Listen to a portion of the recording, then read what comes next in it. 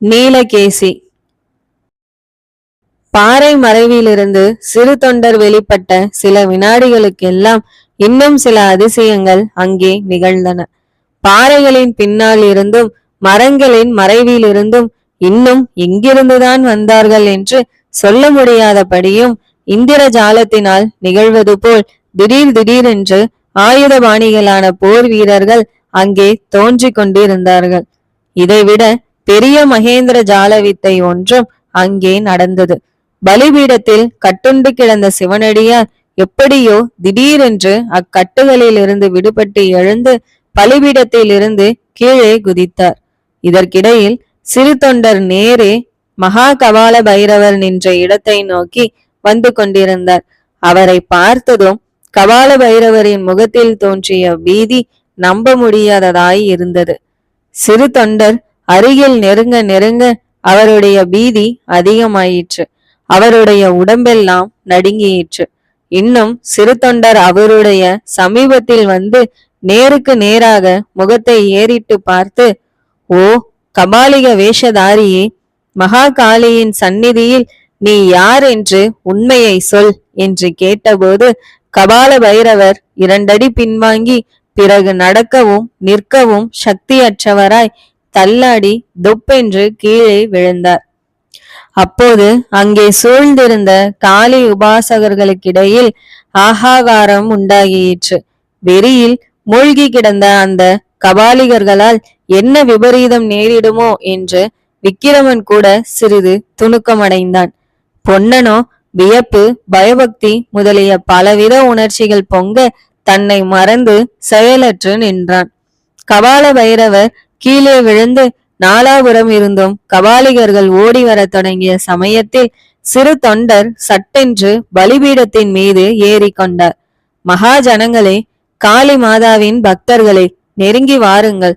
மகா கபால பைரவர் என்று பொய் பெயருடன் உங்களை எல்லாம் இத்தனை காலமும் ஏமாற்றி வஞ்சித்து வந்த ஒற்றை கை மனிதனை பற்றிய உண்மையை சொல்கிறேன் என்றார். சிறு தொண்டரை பார்த்தவுடனே கபால பைரவர் பீதி அடைந்து கீழே விழுந்ததினால் ஏற்கனவே அக்கபாலிகர்களின் மனத்தில் குழப்பம் உண்டாகியிருந்தது.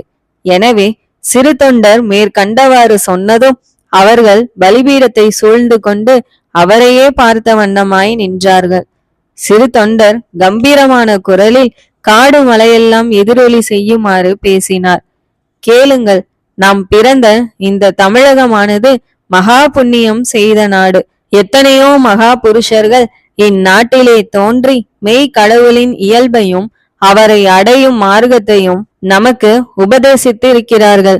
திருமூல மகரிஷி அன்பும் சிவமும் இரண்டென்பர் அறிவிலார் என்று அருளியிருக்கிறார். வைஷ்ணவ பெரியார் அன்பே தகிலியாய் ஆர்வமே நெய்யாக இன்புருகு சிந்தை இடுதிரியா நண்புருகி ஞான சுடர் விளக்கேற்றினார் என்று திருவாய் மலர்ந்திருக்கிறார். இத்தகைய மகோனதமான தர்மங்களுக்கு உறைவிடமாய் உள்ள நமது நாட்டில் கபாலிகம், பைரவம் என்னும் அனாசார கோட்பாடுகளையும் நரபலி, மாமிச பட்சணம் முதலிய பயங்கர வழக்கங்களையும் சிலர் சிறிது காலமாக பரப்பி வருகிறார்கள்.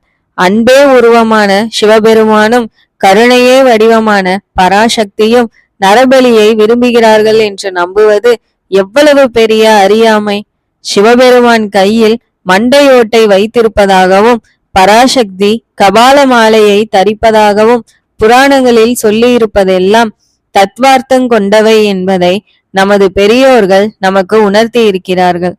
அவ்விதம் இருக்க இப்புண்ணிய நாட்டில் நரபலி என்னும் கொடிய வழக்கம் பரவுவதற்கு காரணம் என்ன? இந்த தீய பிரச்சாரத்தின் மூலவேர் எங்கே இருக்கிறது? இதை கண்டுபிடிப்பதற்காக நானும் சற்று முன் இந்த பலிபீடத்தில் கட்டுண்டு கிடந்த என் தோழர் சிவனடியாரும் பெருமுயற்சி செய்து வந்தோம். கடைசியாக அந்த முயற்சியில் என் தோழர் வெற்றி பெற்றார், உண்மையை கண்டுபிடித்தார். அப்போது ஒரு குரல் அவர் யார் என்று கேட்டது. அவர் எங்கே என்று பல குரல்கள் கூவின. உண்மை என்னவெனில் சிறு தொண்டர் திடீரென்று தோன்றியவுடன் ஏற்பட்ட குழப்பத்தில் சிவனடியார் ஒருவரும் கவனியாதபடி அந்த இடத்தை விட்டு அகன்று விட்டார். சிறு தொண்டர் மேலும் சொல்வார். இன்னும் 2 நாளில் உறையூரில் நடக்க போகும் வைபவத்துக்கு நீங்கள் வந்தால் அந்த மகான் யார் என்பதை அறிவீர்கள். தற்போது இதோ இங்கே கீழே விழுந்து பயபிராந்தியினால் நடுங்கிக் கொண்டிருக்கும் கபால பைரவன் யார் என்பதை தெரிந்து கொள்ளுங்கள். புகழ்பெற்ற நமது மகேந்திர சக்கரவர்த்தியின் காலத்தில் 20 வருஷத்துக்கு முன்னால் வாதாபி அரசன் புலிகேசி நமது தமிழகத்தின் மேல் படையெடுத்து வந்தது உங்களுக்கு ஞாபகம் இருக்கிறதா என்று சிறு தொண்டர் கேட்டு நிறுத்திய போது பல குரல்கள் ஞாபகம் இருக்கிறது என்று கூவின. அந்த ராட்சத புலிகேசியும் அவனுடைய படைகளும் நம்பிக்கை துரோகம் செய்து இச்செந்தமிழ் நாட்டின் பட்டணங்களிலும் கிராமங்களிலும் செய்துவிட்டு போன அட்டுழியங்களை எல்லாம் நீங்கள் மறந்திருக்க முடியாது. மகேந்திர சக்கரவர்த்தி காலமான பிற்பாடு தர்ம ராஜாதி ராஜா நரசிம்ம பல்லவரும் நானும் பெரும்படை கொண்டு புலிகேசியை பழி வாங்குவதற்காக வாதாபிக்கு படையெடுத்து சென்றதையும் நீங்கள் அறிவீர்கள். வாதாபி நகரத்தின் முன்னால் நடந்த கொடிய யுத்தத்தில் நமது வீர தமிழ் படைகள் புலிகேசியின் படைகளை எல்லாம் ஹதாஹதம் செய்தன. யுத்த களத்துக்கு வந்த புலிகேசியின் படைகளிலே ஒருவராவது திரும்பி போக விடக்கூடாது என்று சக்கரவர்த்தி கட்டளையிட்டு இருந்தார். ஆனால் அவருடைய கட்டளைக்கு மாறாக ஒரே ஒருவனை மட்டும் திரும்பி போகும்படி நான் அனுமதித்தேன். போரில் கையை இழந்து சரணாகதி என்று காலில் விழுந்தவனை கொல்வதற்கு மனமில்லாமல் அவனை ஓடி போக அனுமதித்தேன். அந்த ஒற்றைக்கை மனிதன் தான் இதோ விழுந்து கிடக்கும் நீலகேசி. புலிகேசியை விட கொடிய அவனுடைய சகோதரன் இவன்.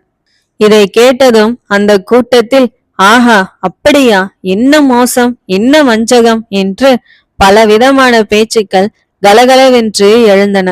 சிறிது பேச்சு அடங்கிய பிறகு சிறு தொண்டர் மீண்டும் கூறினார், இவனை நான் மன்னித்து உயிரோடு திருப்பி அனுப்பினேன் என்று தெரிவித்த போது சக்கரவர்த்தி, நீ பிசகு செய்தாய், இதனால் ஏதாவது விபரீதம் விளையும் என்று சொன்னார்.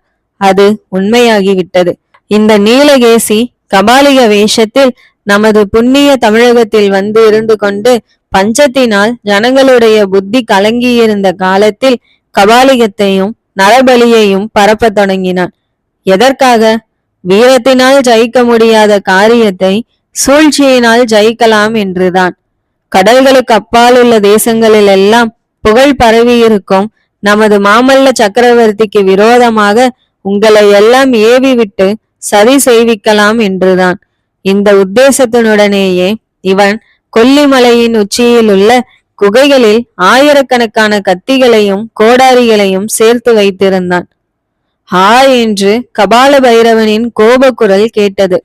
ஆம், அந்த ஆயுதங்களை எல்லாம் சக்கரவர்த்தியின் கட்டளையினால் இன்று அப்புறப்படுத்தியாகி விட்டது. இன்னும் இந்த சோழ நாட்டு இளவரசன் விக்கிரமனையும் தன்னுடைய துர்நோக்கத்திற்கு உபயோகப்படுத்தி கொள்ள எண்ணியிருந்தான். அதற்காகவே பார்த்திப சோழ மகாராஜாவின் வீரபத்தினி அருள்மொழி தேவியை சிறைப்படுத்தி வைத்திருந்தான். அப்போது மகா கபால பைரவர் தரையிலிருந்து சட்டென்று எழுந்து நின்று, எல்லாம் பொய், கட்டுக்கதை, இதற்கெல்லாம் சாட்சி எங்கே என்று கேட்டார். அப்போது ஒருவாறு அவருடைய பீதி தெளிந்ததாக காணப்பட்டது. கபால பைரவர் சாட்சி எங்கே என்று கேட்டதும், இதோ நான் இருக்கிறேன் சாட்சி என்றது ஒரு குரல். திடீரென்று ஒரு வெல்வேல மரத்தின் மறைவிலிருந்து மாரப்ப பூபதி தோன்றினான். ஆமாம், நான் சாட்சி சொல்கிறேன். இந்த கபால பைரவர் என்னும் நீலகேசி உண்மையில் கபாலிகன் அல்ல, வேஷதாரி. இவன் மகாராஜாதிராஜ நரசிம்ம பல்லவ சக்கரவர்த்திக்கு எதிராக சதி செய்தான். அந்த சதியில் என்னையும் சேரும்படி சொன்னான். நான் மறுத்துவிட்டேன். அதன் மேல் இந்த தேச பிரஷ்ட இளவரசனை தன்னுடன் சேர்த்து கொள்ள விரும்பினான். சக்கரவர்த்தியின் கட்டளைப்படி காஞ்சிக்கு நான் அனுப்பிய இந்த இளவரசனை இவன் வழியில் மறித்து இங்கே கொண்டு வர ஏற்பாடு செய்தான். அப்போது சிறு தொண்டர், போதும் மாரப்பா, உன் சாட்சியும் போதும் என்றார். மாரப்பன் மனதிற்குள் என்ன உத்தேசித்தானோ தெரியாது. தன்னை புறக்கணித்து விட்டு மகா கபால பைரவர் விக்கிரமனுக்கு யுவராஜா பட்டம் கட்டுவதாக சொன்னதை கேட்டு அவனுக்கு ஆத்திரம் உண்டாக்கி இருக்கலாம். அல்லது சக்கரவர்த்திக்கு விரோதமாக சதி செய்த குற்றம் தன் பேரில் ஏற்படாமல் இருக்க வேண்டும் என்று எண்ணியிருக்கலாம். அவன் உத்தேசம் எதுவாயிருந்தாலும் அப்போது யாரும் எதிர்பாராத ஒரு காரியத்தை அவன் செய்தான். கையில் உருவிய கத்தியுடன் மகா கபால பைரவர் நின்ற இடத்தை அணுகினான். சக்கரவர்த்திக்கு விரோதமாக சதி செய்த இந்த சாம்ராஜ்ய துரோகி இன்று காளி மாதாவுக்கு பலியாகட்டும் என்று கூறிய வண்ணம் யாரும் தடுப்பதற்கு முன்னால் கத்தியை ஓங்கி வீசினான். அவ்வளவுதான். கபால பைரவனின் தலை வேறாகவும் உடல் வேறாகவும் கீழே விழுந்தன. எல்லாரும் பிரமித்து திகைத்து நிற்கும் போது மாரப்ப பூபதி பலிபீடத்தண்டை வந்து சிறு தொண்டருக்கு முன்னால் சாஷ்டாங்கமாக நமஸ்கரித்து, பிரபோ, ஆத்திரத்தினால் செய்துவிட்டேன். நான் செய்தது குற்றமானால் மன்னிக்க வேண்டும் என்றான். அச்சமயம் யாரும் எதிர்பாராத இன்னொரு காரியம் நிகழ்ந்தது. கையில் கத்தியுடன் சித்திரகுப்தன் எங்கிருந்தோ வந்து பலிபீடத்தருகில் குதித்தான். படுத்திருந்த மாரப்பனுடைய கழுத்தில் அவன் வீசிய கத்தி விழுந்தது. அக்குள்ளனை உடனே சில பல்லவ வீரர்கள் பிடித்து கொண்டார்கள். குள்ளனோ பயங்கரமாக சிரித்தான். சில நிமிஷ நேரத்தில் நடந்துவிட்ட இக்கோர சம்பவங்களை பார்த்த விக்கிரமன் மிகவும் அருவருப்பை அடைந்தான். யுத்த களத்தில் நேருக்கு நேர் நின்று போரிட்டு ஒருவரை ஒருவர் கொல்லுவது அவனுக்கு சாதாரண சம்பவமானாலும் இம்மாதிரி எதிர்பாராத கொலைகள் அவனுக்கு வேதனை அளித்தன. உடனே அருகில் நின்ற பொன்னனை பார்த்து, பொன்னா, நாம் போகலாம் வா என்றான். அப்பொழுதுதான் தன்னையும் பொன்னனையும் சூழ்ந்து நின்ற பல்லவ வீரர்களை அவன் கவனிக்க நேர்ந்தது. அந்த வீரர்களின் தலைவன் தன் கையில் இருந்த ஓலையை விக்கிரமனிடம் காட்டினான். அதில் நரசிம்ம சக்கரவர்த்தியின் முத்திரை பதித்த கட்டளை காணப்பட்டது. உறையூரிலிருந்து காஞ்சிக்கு வந்து கொண்டிருக்கும் சோழ இளவரசன் விக்கிரமனை வழியில் திருப்பி உறையூருக்கே மீண்டும் கொண்டு போகும் படிக்கும் விசாரணை உறையூரிலேயே நடைபெறும் என்றும் அவ்வோலையில் கண்டிருந்தது. விக்கிரமன் அந்த ஓலையை பார்த்துவிட்டு சுற்றும் முற்றும் பார்த்தான். அவனுடைய கையானது உடைவாளின் மேல் சென்றது. அப்போது பொன்னன், மகாராஜா, பதற வேண்டாம் என்றான். இதையெல்லாம் கவனித்த சிறு தொண்டர் பல்லவ வீரர் தலைவனை பார்த்து, என்ன ஓலை என்று கேட்டார். வீரர் தலைவன் அவரிடம் கொண்டு போய் ஓலையை கொடுத்தான். சிறு தொண்டர் அதை படித்து பார்த்துவிட்டு, விக்கிரமா, நீ இந்த கட்டளையில் கண்டபடி உறையூருக்கு போ. நானும் உன் தாயாரை அழைத்து கொண்டு உறையூருக்குத்தான் வரப்போகிறேன். இன்று நீ புரிந்த வீர செயலை சக்கரவர்த்தி அறியும் போது அவருடைய மனம் மாறாமல் போகாது. அவசரப்பட்டு ஒன்றும் செய்ய வேண்டாம் என்றார். அடுத்த நிமிஷம் விக்கிரமனும் பொன்னனும் பல்லவ வீரர்கள் புடைசூழ அந்த மயான பூமியிலிருந்து கிளம்பி சென்றார்கள். அப்புறம் சிறிது நேரம் அங்கே கூடியிருந்தவர்களுக்கு மெய் கடவுளின் ஸ்வரூபத்தையும் நரபலியின் கொடுமையையும் பற்றி சிறு தொண்டர் விரித்துரைத்தார். அதன் பயனாக அன்று பலியாக இருந்தவர்களும் பலி கொடுக்க வந்தவர்களும் மனம் மாறி தங்களை தடுத்தாட்கொண்ட மகானை புகழ்ந்து கொண்டே தத்தம் ஊர்களுக்கு சென்றார்கள். பலிபீடத்தில் கட்டுண்டு கிடந்த சிவனடியார் யாராயிருக்கலாம் என்று அவர்கள் பலவாறு யூகித்து பேசிக்கொண்டே போனார்கள். என்ன தண்டனை? அமாவாசை அன்றைக்கு மறுநாள் பொழுது புலர்ந்ததிலிருந்து மாமல்லபுரத்து அரண்மனையில் குந்தவி தேவிக்கு ஒவ்வொரு கணமும் ஒவ்வொரு யுகமாக கழிந்து கொண்டிருந்தது. அடிக்கடி அரண்மனை உப்பரிகை மாடத்தின் மேல் ஏறுவதும் நாலாபுரமும் பார்ப்பதும் மறுபடி அவசரமாக கீழ் இறங்குவதும் பணியாட்களுக்கு ஏதேதோ கட்டளையிடுவதும் உறையூரிலிருந்து அவளுடன் வந்திருந்த வள்ளியிடம் இடையிடையே பேசுவதுமாய் இருந்தாள். என்ன பேசினாலும் எதை செய்தாலும் அவளுடைய செவிகள் மட்டும் குதிரை குளம்படியின் சத்தத்தை வெகு ஆவலுடன் எதிர்நோக்கி கொண்டிருந்தன. பணியாட்களுடன் பேசிக் கொண்டிருக்கும் போதே சட்டென்று பேச்சை நிறுத்தி காது கொடுத்து கேட்பாள். விக்கிரமனையும் பொன்னனையும் தான் அவள் அவ்வளவு ஆவலுடன் எதிர்பார்த்து கொண்டிருந்தாள் என்று சொல்ல வேண்டியது இல்லை. விக்கிரமனும் பொன்னனும் வந்த உடனேயே என்ன செய்ய வேண்டும் என்று குந்தவி தீர்மானித்து வைத்திருந்தாள். விக்கிரமனுடன் அதே கப்பலில் தானும் போய்விடுவது என்ற எண்ணத்தை அவள் மாற்றிக்கொண்டு விட்டாள். அதனால் பலவித சந்தேகங்கள் தோன்றி மறுபடியும் விக்கிரமன் பிடிக்கப்படுவதற்கு ஏதுவாகலாம். இது மட்டுமல்ல, தந்தையிடம் சொல்லிக் கொள்ளாமல் அவ்விதம் ஓடி போவதற்கும் அவளுக்கு மனம் வரவில்லை. நரசிம்ம சக்கரவர்த்தியின் பரந்த கீர்த்திக்கு தன்னுடைய செயலால் ஒரு களங்கம் உண்டாகலாமா? அதை காட்டிலும் விக்கிரமன் முதலில் கப்பலேறி சென்ற பிறகு தந்தையிடம் நடந்ததையெல்லாம் கூறி மன்னிப்பு கேட்டுக்கொண்டு விக்கிரமனையே தான் பதியாக வரித்து விட்டதையும் தெரிவிப்பதே முறையல்லவா? அப்போது சக்கரவர்த்தி தன்னை கட்டாயம் மன்னிப்பதுடன் கப்பலில் ஏற்றி தன்னை செண்பக தீவுக்கும் அனுப்பி வைத்து விடுவார். உன்னுடைய கல்யாணத்துக்காக நான் ஒரு பிரியத்தனமும் செய்ய போவதில்லை. உன்னுடைய பதியை நீயேதான் ஸ்வயம்வரம் செய்து கொள்ள வேண்டும் என்று சக்கரவர்த்தி அடிக்கடி கூறி வந்திருக்கிறார் அல்லவா? அப்படி இருக்க இப்போது தன் இஷ்டத்திற்கு அவர் ஏன் மாறு சொல்ல வேண்டும்? இத்தகைய தீர்மானத்துடன் குந்தவி விக்கிரமனுடைய வரவுக்கு வழிநோக்கி கொண்டிருந்தாள். வானவெளியில் சூரியன் மேலே வர வர குந்தவியின் பரபரப்பு அதிகமாகி கொண்டிருந்தது. கடைசியாக கிட்டத்தட்ட நடு மத்தியானத்தில் குதிரைகளின் குளம்படி சத்தம் கேட்டபோது குந்தவியினுடைய இருதயம் விம்மி எழுந்து தொண்டையை அடைத்து கொண்டது. மறுபடியும் ஒரு தடவை விக்கிரமனை கப்பலில் ஏற்றி அனுப்பிவிட்டுதான் பின் தங்குவதா? கதையிலே காவியத்திலே வரும் வீர பெண்மணிகள் எல்லாரும் அவ்விதந்தானா செய்திருக்கிறார்கள்? அர்ஜுனனோடு சுபத்திரை கிளம்பி போய்விடவில்லையா? கிருஷ்ணனோடு ருக்மணி போகவில்லையா? தான் மட்டும் எதற்காக பின்தங்க வேண்டும்? விக்கிரமனுக்கு விடை கொடுத்து அனுப்புவது தன்னால் முடியாத காரியம் என்று அவளுக்கு தோன்றியிற்று. குதிரைகளின் காலடி சத்தம் நெருங்க நெருங்க அவளுடைய மனக்குழப்பம் அதிகமாயிற்று. வந்த குதிரைகள் அரண்மனை வாசலில் வந்து நின்றன. வாசற் காப்பாளருக்கு ரத்தின வியாபாரி தேவசேனர் வந்தால் உடனே தன்னிடம் அழைத்து வரும்படி குந்தவி கட்டளையிட்டிருந்தாள். இதோ குதிரையில் வந்தவர்கள் இறங்கி உள்ளே வருகிறார்கள். அடுத்த வினாடி அவரை பார்க்க போகிறோம். ஆஹா, இதென்ன? உள்ளே வருகிறது யார்? சக்கரவர்த்தி அல்லவா? குந்தவியின் தலை சுழன்றது. எப்படியோ பல்லை கடித்து கொண்டு சமாளித்து கொண்டாள். சிறிது தடுமாற்றத்துடன், அப்பா வாருங்கள் வாருங்கள், இத்தனை நாளாய் எங்கே போயிருந்தீர்கள் என்றாள். சக்கரவர்த்தி ஆவலுடன் குந்தவியின் அருகில் வந்து அவளை தழுவி கொண்டார். உடனே திடுக்கிட்டவராய், ஏன் அம்மா, உன் உடம்பு ஏன் இப்படி பதறுகிறது என்று கேட்டார். ஒன்றுமில்லையப்பா, திடீரென்று வந்தீர்கள் அல்லவா என்றாள் குந்தவி. இவ்வளவுதானே? நல்லது, உட்கார் குழந்தாய். நீ உறையூரிலிருந்து எப்போது வந்தாய்? எதற்காக இவ்வளவு அவசரமாய் வந்தாய் என்று கேட்டுக்கொண்டே சக்கரவர்த்தி அங்கிருந்த ஆசனத்தில் அமர்ந்தார். குந்தவிக்கு அப்போது ஏற்பட்ட இதய துடிப்பை சொல்ல முடியாது.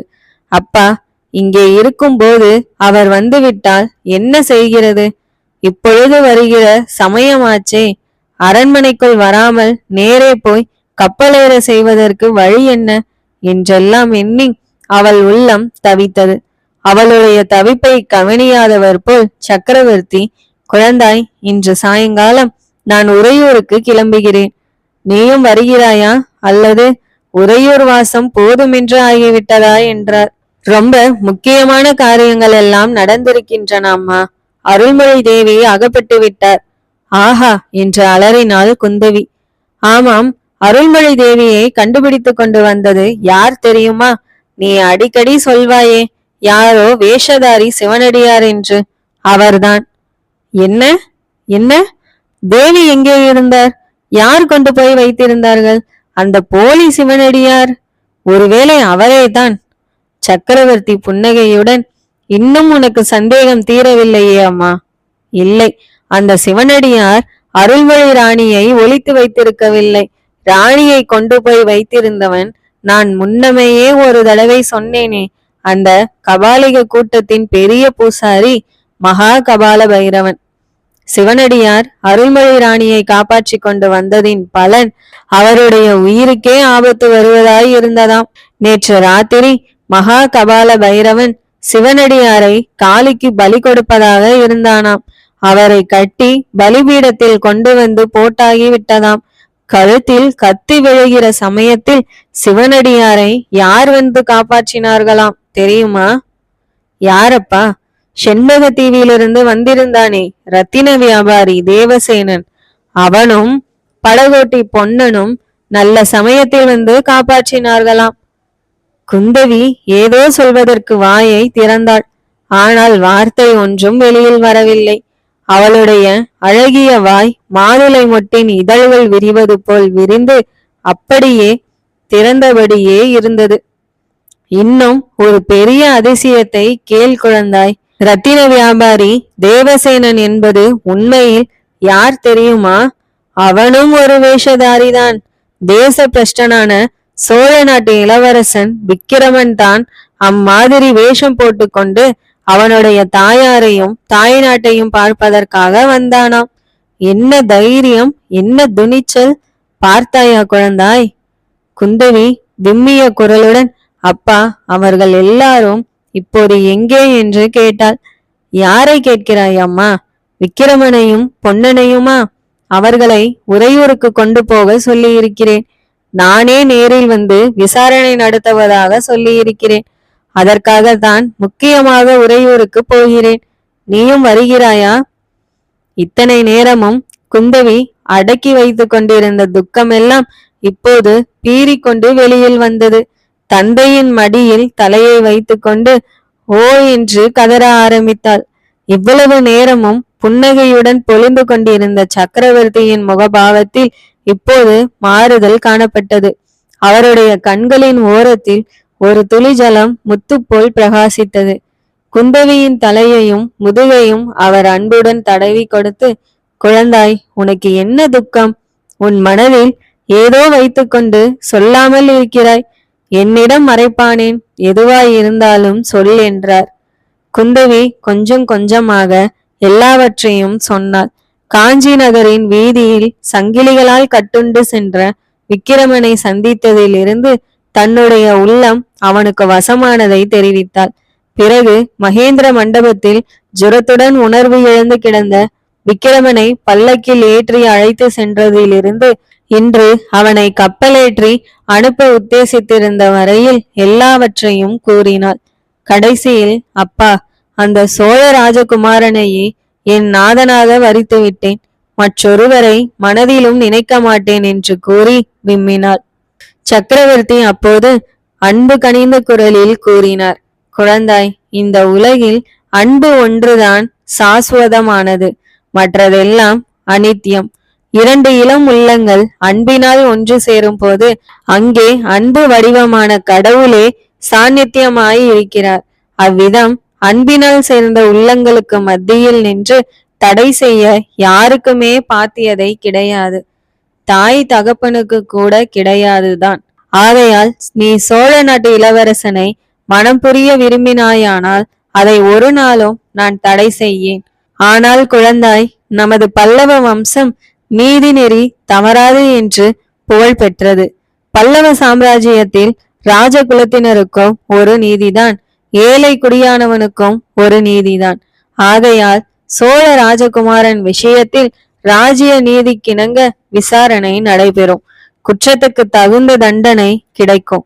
அதற்கு பிறகும் நீ அந்த ராஜகுமாரனை மணக்க விரும்பினால் நான் குறுக்கே நிற்க மாட்டேன். இதை கேட்ட குந்தவி, அப்பா, தேச பிரஷ்டனமானவர்கள் திரும்பி வந்தால் தண்டனை என்ன என்றாள். சாதாரணமாக மரண தண்டனை தான். ஆனால் சோழ ராஜகுமாரன் விஷயத்தில் யோசிக்க வேண்டிய அம்சங்கள் இருக்கின்றன. என்ன அப்பா? நீதான் அடிக்கடி சொல்வாயே, அந்த ராஜகுமாரனுடைய காரியங்களுக்கெல்லாம் அவன் பொறுப்பாளி அல்ல, போலி சிவனடியாருடைய போதனை தான் காரணம் என்று. அது உண்மைதான் என்று தோன்றுகிறது. அந்த சிவனடியாரும் இப்போது அகப்பட்டிருக்கிறார். அவரையும் விசாரித்து உண்மை அறிய வேண்டும். அப்போது குந்தவி மனதிற்குள், ஆமாம், அந்த போலிச்சடை சாமியாரால் தான் எல்லா விபத்துகளும் வருகின்றன. அவர் அனாவசியமாக நேற்றிரவு ஒரு ஆபத்தில் சிக்கிக் கொண்டிராவிட்டால் இத்தனை நேரம் அந்த வீர ராஜகுமாரர் கப்பலில் ஏறியிருப்பார் அல்லவா என்று எண்ணமிட்டார். அதோடு இன்னும் ஒரு விஷயமும் யோசிக்க வேண்டியிருக்கிறது. செண்பகத்தீவின் ரத்தின வியாபாரிக்கு குதிரை கொடுத்து சோழ நாட்டுக்கு அனுப்பி வைத்தது யார்? ஞாபகம் இருக்கிறதா குழந்தாய்? அப்பா என்று வியப்பும் ஆனந்தமும் கலந்த குரலில் குந்தவி கூச்சலிட்டாள். ஒற்றர் தலைவன் வேஷத்தில் இருந்த சக்கரவர்த்தி குதிரை கொடுத்து அனுப்பித்தானே விக்கிரமன் சோழ நாட்டுக்கு போனான் என்பது அவளுக்கு நினைவு வந்தது. அப்படியானால் எப்படி தண்டனை ஏற்படும் அப்பா என்றாள். எல்லாம் விசாரிக்கலாம் குழந்தாய். விசாரித்து எது நியாயமோ அப்படி செய்யலாம். பல்லவ ராஜ்யத்தில் நீதி தவறி எதுவுமே நடக்காது என்றார் சக்கரவர்த்தி.